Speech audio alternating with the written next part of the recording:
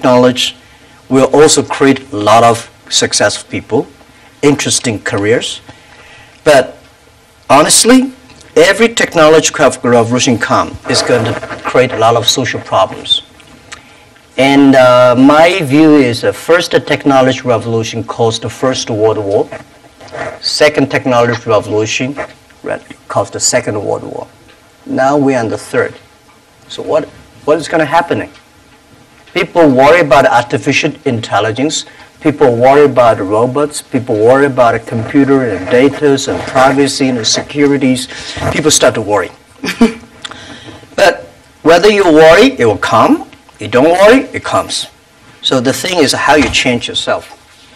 So I think next 30 years, the world is going to be huge change. If there's a third world war, I think the world war should be a war against disease, a war against environment pollution, right? A war against poverty together. We should not war against ourselves. But if we do not see clearly that using the new technology to solve this problem, if we do not unite, align together, human beings are going to fight each other. Because every technology revolution will make the world unbalanced. When something unbalanced coming, somebody used to be number one, suddenly become number two, and somebody was number three, and then become number one. It's all not comfortable. So we people, if you're 30 years old, my view is that when you are 20 to 30 years old, you should follow a good boss, join a good company to learn how to do things properly. When you're 30 to 40 years old, if you want to do something yourself, just do it. You still can't afford to lose, to fail. But when you're 40 to 50 years old, my suggestion is that you should do things that you are good at.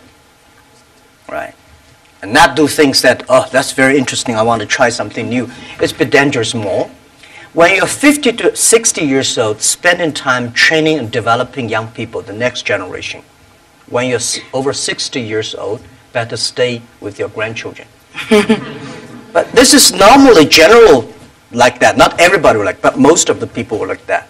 So 30 years old, we people, next 30 years, are the luckiest period. We have a lot of challenges, a lot of things are happening, and with our knowledge, with our physical power, it's time you need to change. You have to think, if you want to be successful tomorrow, it's impossible. If you want to be successful a year later, it's impossible.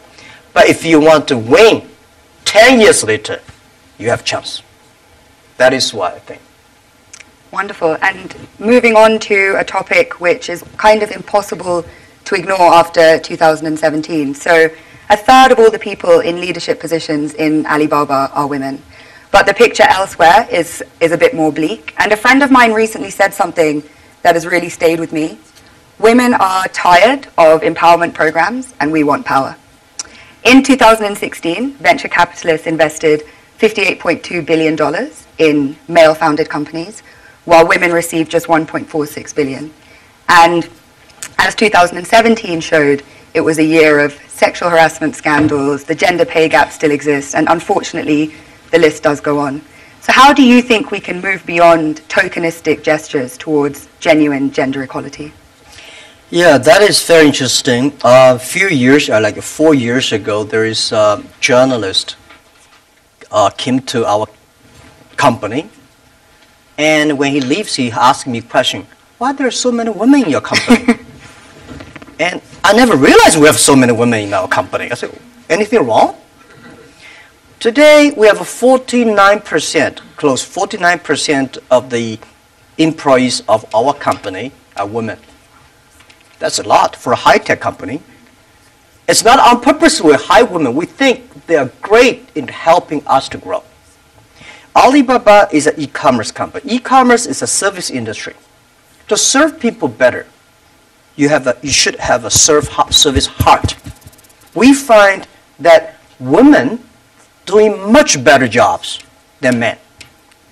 And the second is that last century, people compete because muscle. No, this century is not muscle, it's the wisdom. And next is I believe if a person wants to be successful, you should have a high EQ. But if you don't want to lose quickly, you should have a high IQ. But if you want to be respected, you should have high LQ, the Q of love. So those three Qs put together, a lot of men, they have a high IQ but low EQ, and a very tiny LQ. Women, balance-wise, they're the best. If you want your company to be successful, if you want your company to operate with wisdom, with care, women is the best. In my company, we notice that women, they care others much more than men. Even on our site, today on shopping site, e-commerce, we find women buy a lot of things. But they buy for their husband, their parents, their kids. Men only buy for themselves mostly. Because you care, that makes you the difference. So we have 49% of the colleagues in the company are women, and close 37% of the senior management are women. We never feel anything wrong, and women, they sacrifice more. When they love it, they believe it, they continue to do it. So I think one of the secret sauce for Alibaba to be successful was success in the past 18 years because we have so many women colleagues. And the other thing is that we feel so proud. And most of the time you see I go out, I never realize that when we count always 50% of women with my delegation, my team. Because we never think they're women, we think they're great colleagues. So if you try to say, now we got too many men, so we have to put some women inside, that's a disaster for both sides. So what would your advice be to companies that operate a little bit more on that quota-based system but seem to be not making progress or not having such kind of representation? When you have a quota-based, you must have a lot of women. You will never reach that. I think if a company full of men, trust me, this company cannot be sustainable, cannot keep on growing. Because just like a steel, if you don't put wood inside, this steel is too tough, it's easy to break. So when you have a woman and man in the same company, when something happens, the women are for example, one of the values for our company is that the number one value is customer number one, employee number two, shareholder number three. This is everywhere I go. Wall Street did not like my point, but this is what I said, If you like us, invest in us. If you don't like us, please sell our stocks, don't buy us. We believe customer number one, employee number two, shareholder number three. But when we start to compete, men suddenly get very angry, and this stuff. And women always come and say, no competition, let's think about customer number one. Most of the women, they believe in the first day dream or first day love. Most of the men, easy to forget. I'm sorry, it's not I say bad about men. This is statistic. This is statistic. This is why our company works the balance. And it's naturally happening. It's not like so a lot of people have a tendency, man is better in doing things. But we think that even if man is better, we still have to hire the woman inside. And then the women have enough women will hire people more. So this is how we did. So I don't know how many high-tech companies in the world like us, 49% colleagues are women. We feel proud of that. As you should be, and I think it's a very strong message to send out to, like I say, other companies that have a range of reasons for why that's not the case. Because clearly you've been able to build the most successful one with that being so. So you just came off stage after giving a talk about digital e-commerce and what needs to happen for small businesses and entrepreneurs to benefit from globalization. At a time when globalization once again is being questioned, is it really delivering for the most vulnerable? Is it delivering for people in the global south, etc.? So what is your message to people in this room kind of about globalization, really? I think globalization cannot be stopped. Nobody can stop globalization. Nobody can stop trade. And I believe if trade stops, war starts. Trade is the way to solve to dissolve the war, not to cause the wars. I think globalization did a fantastic job in the past 30 years. Enriched a lot of countries, but of course caused a lot of problems, right? Young people did not have opportunities. Small business have not opportunities. Developing countries were neglected. But it's only 30 years. It's a baby. It's a growth. You have to improve it. If you do not improve it, then you kill it. It's easy. Most of the time, to kill something is much easier. So my beliefs, it's our generation's job. Today, we have a better technology. We have a better knowledge about globalization. And it's our generation's responsibility or opportunity to improve it. Tell me, how can you stop globalization? Now, artificial intelligence come. Robots come. My grandfather worked 16 hours a day, and he said he was very busy. We work 8 hours a day. We said we are very busy. Our children may only work 3 hours or 4 hours a day for 3 days a week. I bet they will say, oh, we're very busy. Then when you work only 3 hours a day and 4 days a week, what are you going to do? You're going to travel around, right? You cannot stay in the home for a week. You will travel. 30 years ago, normal life, you visit 20 to 30 cities whole your life. 30 years later, in your life, you will visit 300 cities in your life because of mobile. How can you stop it? It's impossible. So thinking about that, the only thing is to improve it, to make it simpler. Global trade should be simple, should be modernized, should giving inclusive. Everybody have the opportunity. So my strong message is that, well, I feel sorry for WTO. They did a great job, but in the past 20 years, when you put the 200 government ministers in one room, how can they agree on something? Right? Because I don't like your country. No matter how good suggestion you have, I say no.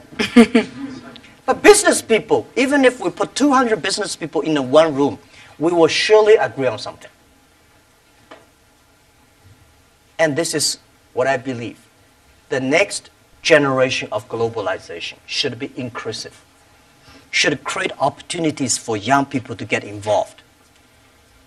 The first globalization in human history was controlled by few kings and emperors. Last 30 years, globalization was controlled by 60,000 big companies. If you're not among the big companies, if you're not in the big, powerful countries, you don't have a chance. The next 30 years, I bet we will have 6 million or 16 million or 60 million companies get involved in globalization. And I'm sure we will make it happen. Together with a lot of people, maybe with you. With a mobile phone, if people still using mobile phone 30 years later. With a mobile phone, you can global buy. You want to buy something from Kenya, you just click. You want to buy something from Norway, you click. Global buy, global sell. If you're a small thing, without internet, you can only sell in your village or small town. Today, you can sell across the world. And global pay, global delivery, and global travel, the only thing you have to bring is a mobile phone, no, not even a passport. This is going to happen in 10 years. And this is the message. Let's catch this opportunity. If you complain, the other people catch it. If you catch the opportunity, embrace it now, you will be the next Alibaba. People like me, I was born in a very poor family. I never got a great education. I failed all the examinations. For what reason, I don't know. But later, I realized I don't have money, I don't have technology, I don't have a lot of good backgrounds. We have a rich uncle or something, no. The only thing I competed with my people, the young people, is let's compete for 10 years later. This is what I believe 10 years later will be happening. So everything I do for that goal, I know 10 years later, this thing is going to happen. So prepare for that. Because I know if I compete with him for next month, no chance. So this is how my message is. It's a challenge, but it's an opportunity. And it's the opportunity for people like us. This world, the most difficult thing is to convincing a successful people. We tell him, this is a great opportunity. He said, no, forget it, right? I've been doing this for 30 years. But for people like us, we're looking for opportunities in order to survive. So we will do anything to be creative. So this is the message. 30 years, it's opportunity for us. It's a challenge for those people who are 60 years old. If they're 60 years old, not discrimination, but it is tough for them. And maybe says something about how we need to look at government as well in terms of more young people entering and doing policy making. So if there are these 6 or 16 or 60 million businesses and we're all kind of hyper-connected, on a more fundamental level, do you think consumption is making us happy? Consumption? What do you mean consumption by making us happy? But through consuming, are we becoming happier through being more connected? Is that genuinely? Yeah, of course, consumption will make. Without consumption, definitely we're not happy, right? But if their consumption may not be, the thing is that, for me, people like me, people say, Jack, you are very rich, but I don't have time to spend money, and I know this money does not belong to me. When I have a 1 million, 2 million, it's my money. But when you have 20 million, problem comes, you think the US dollar is going to devalue or English pound and the stock market is going to problem. When you're over $1 billion, that is the responsibility because the society trusts you can manage the money better. If you think that is your money, you'll get into trouble. This is what I always believe. That's the, how can a person have a 20 or $2 billion, no matter how hard you work, you should not get to 2 billion or 20 billion. The money people put on you is the trust and credit you have. So you should spend money better than government. You should spend money better than the other people. Spend money on the right places. So consumptions, yes. And like the service industry, let me tell you one thing. The AI robots is going to kill a lot of jobs. Because in the future, machine. But there will be, we have to create modern service industry. Service industry is going to have, service is got a lot about consumptions. So doing the consumptions, service industry has huge hope. But you have to do it uniquely. I think from that slightly philosophical point, we can turn to the floor for questions. So if you, if you could please introduce yourself, say where you're from, please keep your questions succinct so we can take as many as possible and relevant for the whole group. Great, so would you like to go first? Hi, my name is Parv. I'm a global shaper from Chicago. And you just talked about philanthropy, and I'm curious if you could talk about how you see your role as changing in the giving space, particularly given the fractured world we live in. Yeah, I think philanthropy, it's not about helping others. It's about helping yourself. I had a huge debate with my colleagues.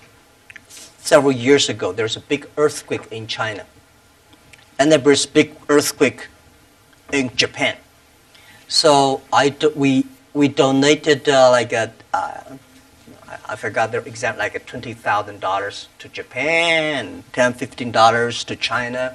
And people say, why we donate that little? Because we are, we have a lot of money. And my point is, no matter how much money you donate, 2 million, 20 million, that money compared to that is tiny. You cannot change a lot of things there. the thing you donate because you change yourself. When you change, the world is changed. You have to change yourself, right? And the next thing is that philanthropy is about action. It's about involvement. It's not about giving money. It's about to wake up people's consciousness. So I think, to me, I grow up, and my globalization is grow up in this place. Year 2001, when I was nominated as a young global leader, I had no idea what is Davos, where is it, and what is about a young global leader. But I came here, I learned, I listened about these corporate global citizenship and globalization and all things. I grow up. I understand. This is, to me, it's like a philanthropy. And this has changed to me, as I told Schwab, that every time I come to Davos, I want to spend time with young people. Because I benefit from young global leader, early days. When I listen to Bill Gates, Bill Clinton, and George Soros, these guys, at that time we don't have that many people. Very poor facilities. Well, very cold. I work like 30 minutes driving in a bus coming here and watching. But now I think still have. But this is good. This is the tuition we pay for a grown-up. And now, to me, I think spending time with you benefit me, and also I want to tell you my true experience. It's a philanthropy. It does not necessarily mean money. So, by charity, you cannot change the world. But if you have a philanthropy heart, you can do a lot of things. So I find this one, unfortunately, a lot of people have a business heart here, making money, but do things like a philanthropy. What we should do is should be a philanthropy heart, but have a business skill. I hate a lot of people do the opposite. They want to make money, but they talk like a philanthropy. And they do like a philanthropy, waste a lot of money. So this is what I mean. And it's, if you want your team to continue to work with you all your life, you have to plant the seed of care the world, care others. The first day they join. I don't like a lot of companies make a lot of money because making pollutions and counterfeit products. By end of the year, donate some money. This is no good. Business, the philanthropy idea should be buried into the business model. That's, yeah. Philanthropy of heart, I think, a message that young people can take forward. Please. Hi, my name is Iman. I'm a global shaper from the Jeddah Hub in Saudi Arabia. My question is, as a young boy, did you envision that your life would be like this? Did you have intuition about this? And if so, do you think the belief helped in achieving such great success? As a young boy, I never thought, as a young boy, even today, I never thought I would be here. Honestly, I never thought. But as a young boy, when I look back, every problems I met when I was a kid benefited me. I failed so many times. People probably know that I'm applying jobs for so many jobs, over 30 jobs, all rejected, none even got a chance. 24 of us were interviewed for a KFC job. 23 accepted. I was the only guy rejected. 6 people went looking for a police job. 5 accepted. I was the only one. My cousin and I applied job as a server in a 4-star hotel in my city. We waited a long queue for 2 hours. He was accepted. I was rejected. So my mother looked at me. But I know this is a training course for me. Before my 30 years old, I'm a failure. People lose, but I never give up. I think there is an opportunity there. And then I was a teacher later. I graduated from university. I was a teacher in the university for 6 years. Number because number 5 year, I was elected the best teacher of my university, elected by students. So I said, everything I taught my students are the things I learned from books. What if I go out, spend 10 years, experience all the things, whether fail or succeed, I go back to teach again. That was my original thinking doing Alibaba. So I never thought I could be rich. I never thought it would be successful. I never thought we could survive for 18 years. And then we made it. The only thing that today we should do is share the experience and know-how, especially share the mistakes, suffers with others. My thinking is that, you guys remember, if you want to be successful, learn from the other people's mistakes. Don't learn from the successful stories. Successful stories they make, don't listen to that. There are a lot of reasons behind it. Just like, I remember the first time Harvard Business School came to us, say, Jack, we want to write a case study for you. Yes, years 2001 or 2000. They came, they spent 1 week and they write a report and I read, no, I said, this is not me. And they said, this is you. I said, no, this is not us. He said, this is you. So they make up his sign and the case study go up and they start to teach in a lot of universities. The next 5 years, they invited me to go to the case study, and they always find a competitor of my company. And after every case study, Alibaba will die, that company will succeed. All the students agree. And actually, every 5 years, all the competitors die, we still survive. So how can you study this kind of a successful story? Learn from the mistakes, the other people. No matter how smart you are, you will encounter these mistakes. You learn from mistakes not because you will be able to avoid mistakes. You will able to, when these mistakes come, this suffer comes, you know how to deal with it, how to face it. The book I want to write, if I can, is Alibaba 1001 Mistakes. This is the most treasurable things that in my life. In my life, it's not how much we achieved. It's how much we go through the tough days and mistakes. And this is what, if you start to think now, would be good. So if you ask me when I was a boy, I never thought about that. Never. Let's go to the back of the room. Yeah.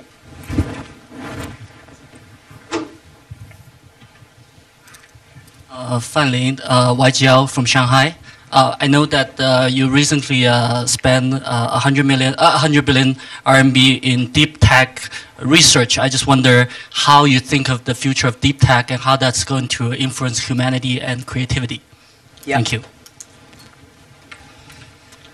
I think technology, as a company, we invest 100 billion RMB, which is like 150, right, or 15, no, yeah, 15 billion US dollars on researching for the high tech. As a company, I hope in the future we gain our profit because of our technology, not because of our size. So we have to invest in technology. But I don't like this kind of, there's a debate. Artificial intelligence, big data is going to threaten the human beings. I think artificial intelligence should support human beings. The technology should always doing something to enable people instead of disable people. When steam machine comes, when cars comes, people hate it. You know, today we think car is good. When the automobile when first was designed, people hate, especially this car, this horseman, right? They destroy every car they can see. So I would say, people like us, when we have the money, we have the resources, we have the young, all the excellent young people, we should spend money on the technology that enable people, empower people, make life better. So this is what we want to invest.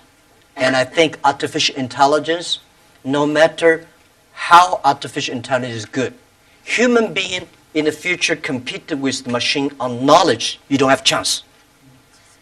Computer is always going to be smarter than you are. When there's a car, forget about it, who run faster. When there's a plane, don't think you can fly.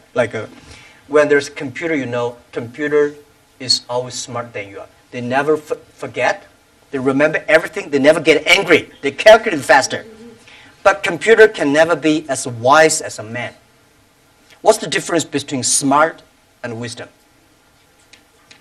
My view is, smart people see something the other people don't see.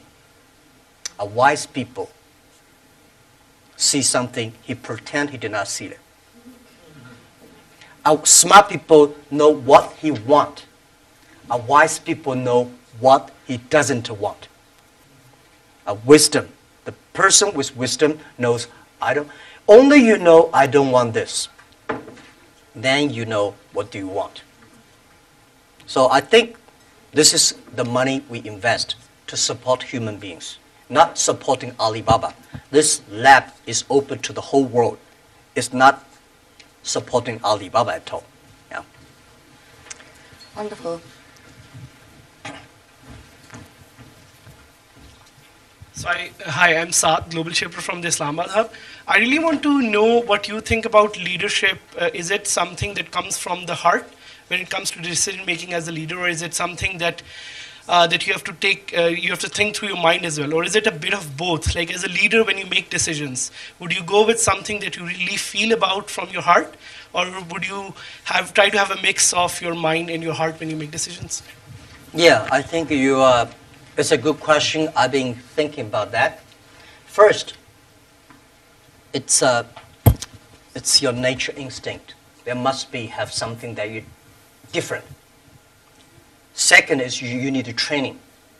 You should be trained through all the tough experience, but still positive.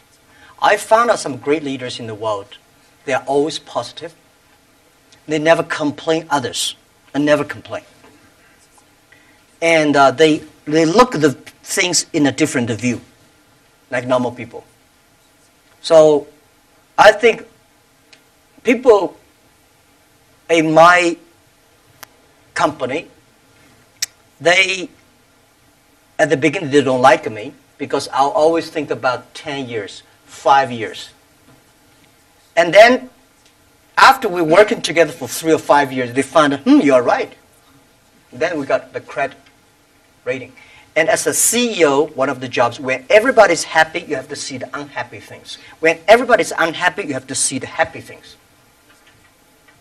So leadership is nature, but you have to have train and learn.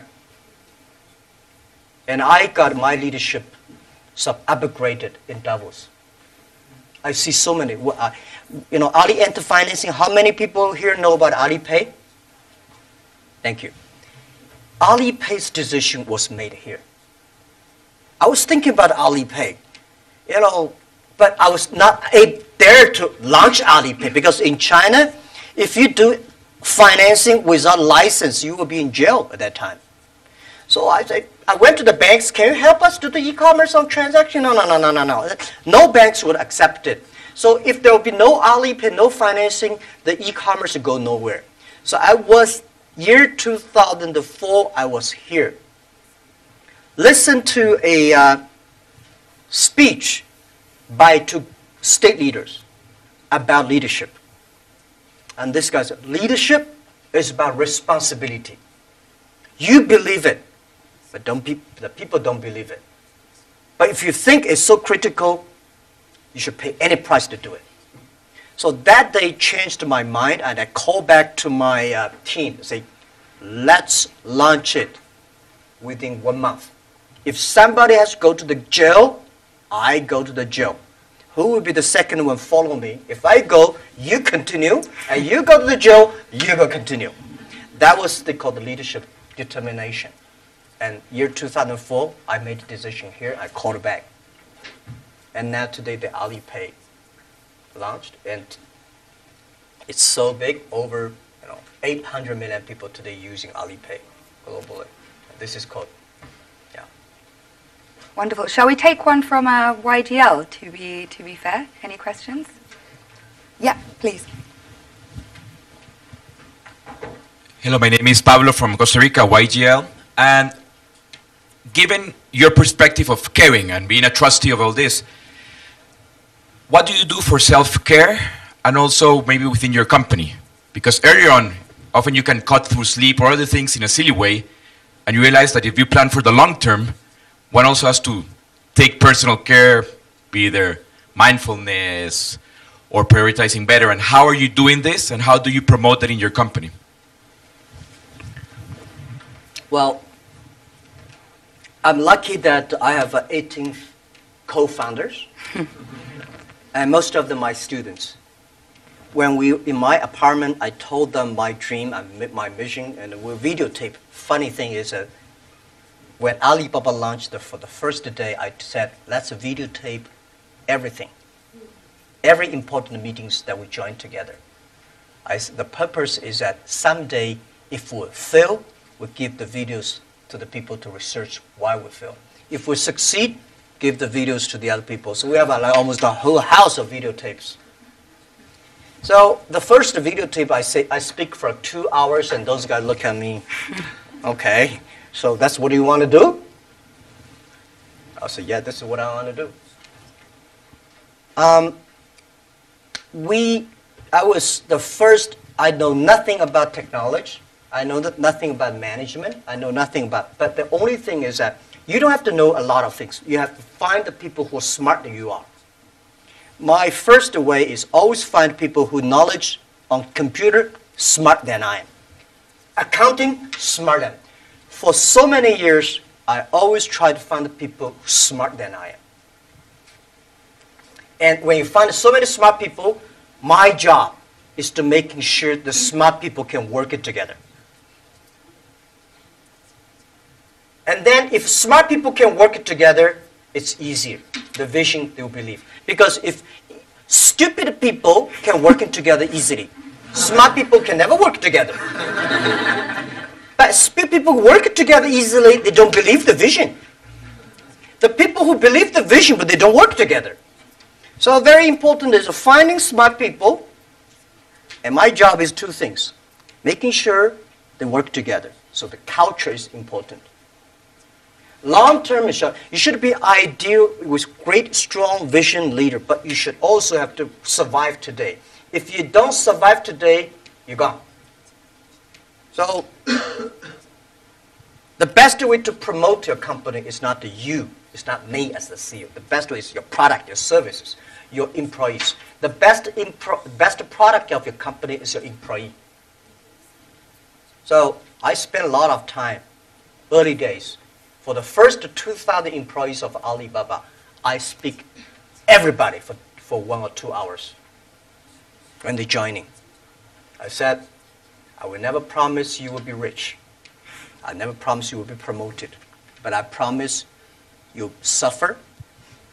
I promise you will have a terrible life, and right? And all the terrible things I promise when you join this company. Right? But good things, if you promise good things, you are misleading them, because I cannot promise myself. We know this is the future, but we are not sure that we will be there. But if we don't work together, we all will lose our job. So that's the thing. And they do always say, and I think I've experienced this myself, if you knew how hard it would be, would you do it? And it seems for you, a key part of leadership is leaving the ego at the door and being willing to hire people better than you, who you can then kind of empower to carry out your vision. Yeah. Wonderful. Yeah. Hi, I'm Iman from Global Shaper Jakarta Hub. How does your experience of being a teacher influence how you run the business today? And do you have any message for those who are working in education space? Thank you. How does your experience of being a teacher in early days influence how you run the business today? Oh, yeah. Let me tell you one thing. I never thought I could be a CEO. I never thought later I'd become a good CEO. One of the things I learned is from teachers. as a teacher, very important character of a teacher is the teacher always expects his students better. I want this student to become a banker, that student to become a mayor, that guy is a scientist. This is all teachers want. If you don't have this kind of thinking, it's a terrible teacher. A good teacher always wants the other people better. You don't want this teacher in jail, that teacher is bankrupt, that teacher is, you know. So as a CEO, I trained myself is I always want those people who join the company do better than they thought. And everything the company should do is making sure the good environment to training him to be more positive. And everything we do, this is a teacher. And teacher does not mean I know better than you are. Everything I know better than you are because I learn from others. So a teacher should learn all the time. A teacher should share all the time. A teacher should always expect the other people better than you are. And by the way, education, it's a big challenge now. If we do not change the way we teach, 30 years later we'll be in trouble. Because the way we teach, the thing we teach our kids are the things the past 200 years is knowledge-based. And we cannot teach our kids to compete with machine who is smarter. We have to teach something unique. That is, machine can never catch up with us. In this way, 30 years later, our kids have the chance. I hope I answer your question. It's a very difficult one to answer, but what are those skills that you think we need to teach? If we're moving away from knowledge, what are the key things? Value, believing, independent thinking, teamwork, care for others. These are the soft part. The knowledge may not teach you that. Folks, that's why I think we should teach our kids on sports, the music, the painting, art, to making sure humans should be different from, everything we teach should be different from machine. If the machine can do better, you have to think about it.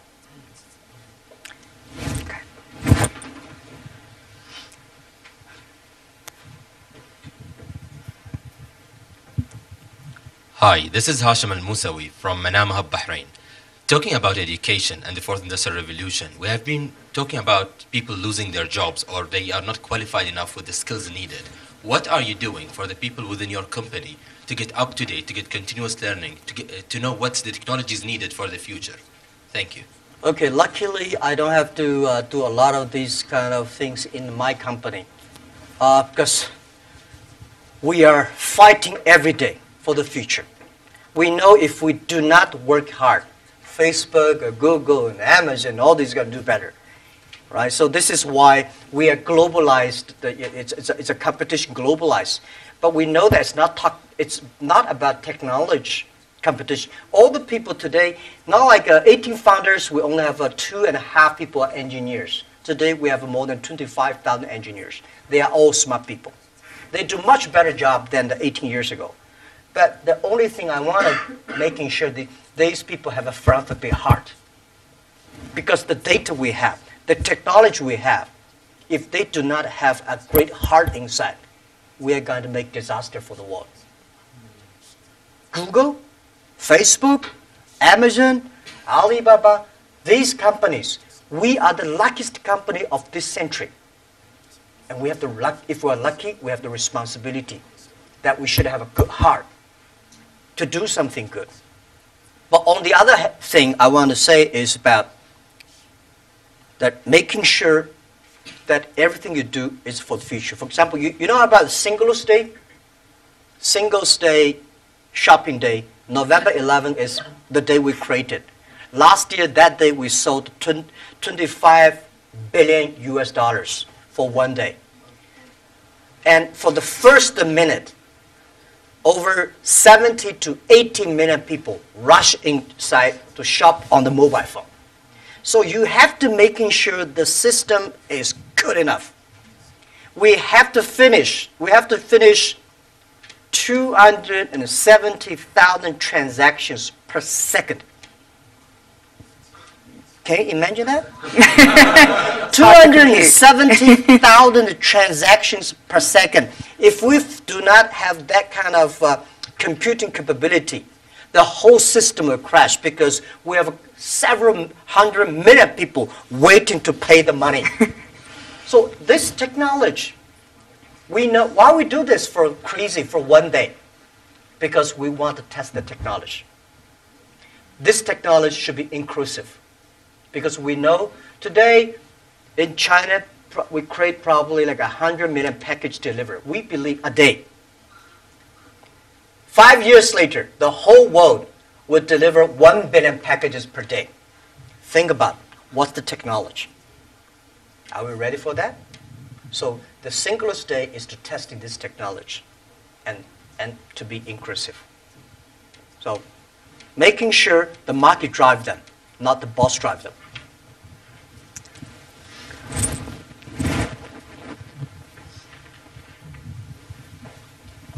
Thank you, Harry. Thank you, Jack. Jesus Cepeda from Mexico, from the Monterrey Hub, Global Shaper. We have been talking a lot about our generation, and I really like the conversation about 3 years before, 3 years after. Actually, I have been hearing these days that we haven't had this snow in 30 years here. So the question is going to a quote of Professor Schwab. He said a couple of months ago to the Global Shapers that we're the first generation that is going to suffer about climate change, and we are the last one that can do something about it. So with your teaching passion, what are the 3 things that you are saying to educate the 10 million employees or the 100 million employees or everyone who's looking at this video to develop an environmental mindset, a spiritual mindset, a non-fragmented world mindset? Okay. First, let me say this. Every disasters, the environment disasters, is a reflect of human heart today. Because when we need too much, we destroy a lot of things. I think the human being today, in the past 200 years, because of knowledge-based technology or knowledge-based training system, all we want to do is get more. We want more things. We go to the moon, we go to Mars, we go this, we always outside looking. We human beings never inside looking. If you don't have the inside looking, you will never be wise. If you're not wise, you never know what you don't want. Today, human beings get much more than they expect they should have. So the environmental pollutions, the whole thing happening is because human beings become greedy, become arrogant. So this is why the big data, the data technology is trying to understand the inside of human. What is the data? Is the human behavior. A lot of people, trust me, the machine will know you better than you know yourself. Have you seen some movies? Some gamblers. You know, they're great. They look at the eyes. If you got a good card, this eyeball will shake. But normal people don't see it. The machine see all the details. Machine know you better. So what I would say is that in the data period, human being next to 100 years, human will try to understand inward looking. We will see a lot of ugly things of ourselves. When knowledge-based outward looking, you see the ugly things of the others and good things. When you look inside looking. This is Chinese philosophy. Chinese people, our believing is always inside looking. We're supposed to have inside checking every three times a day. But not really. If you can really do that, you can do that. Then you'll be good. So for environment, you're right. If we do not make action, take action, all the money you make will spend in the hospital, medicine. Our kids will be in big trouble. So let's fix it. And first fix our heart, fix our know-how, and fix our belief. When you have a belief, when you have a religion, when you have a value, it's better. So I think this is what I concerned me. This is what I think the young people should always have, the value, the mission. If you have something you believe in your heart, then it would be different. This is what next 30 years education should be focused on. We have time for one last brief question. Karuna?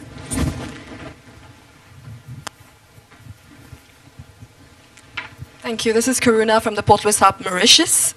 And my question is, you talked about your workplace culture. I'd like to have one or two examples, if possible, of how do you motivate your employees. And I'd like to throw in a last question is, how much do you sleep? Because this is such a controversial topic and I keep hearing different versions. Thank you.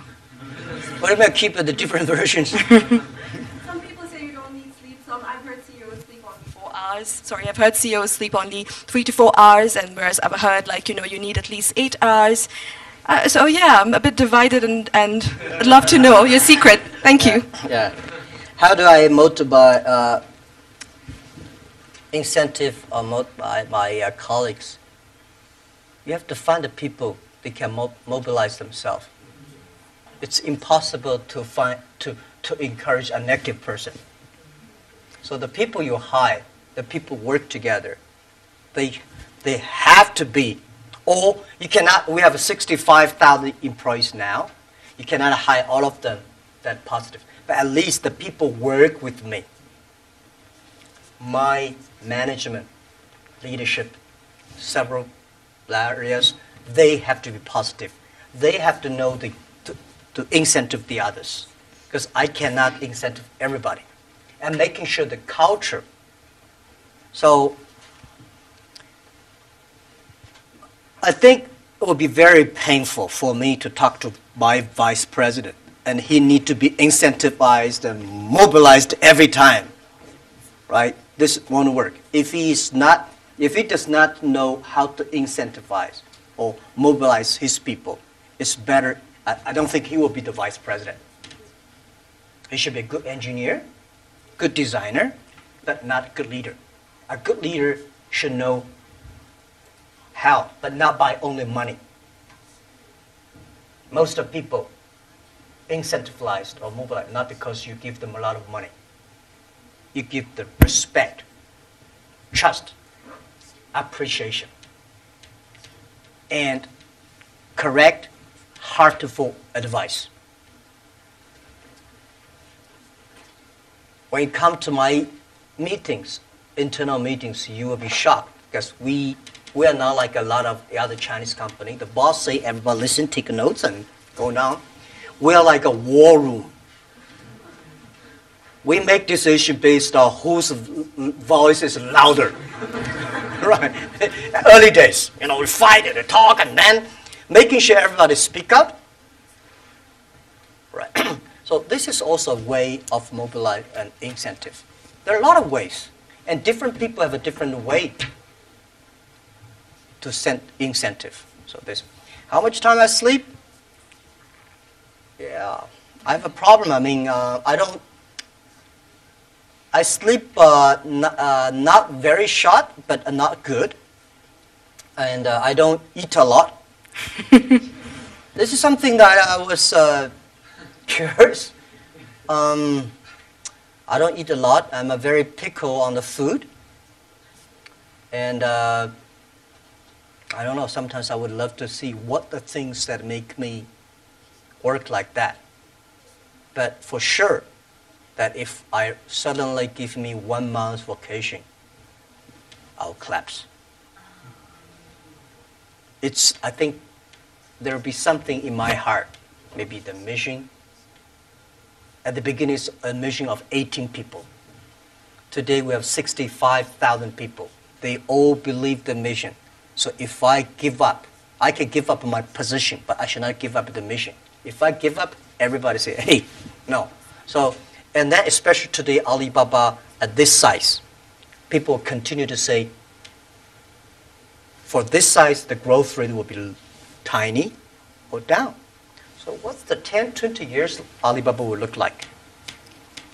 If you want to still be greater or triple our size, what the direction? How to do it? So I spend a lot of time thinking. And I love to think. Good thing is I have a good team now. I think, I do the talk, they do the work. Yes. On that note, I'm sorry we didn't have a chance to take everyone's questions. We'll just have to make this an annual convening from now on.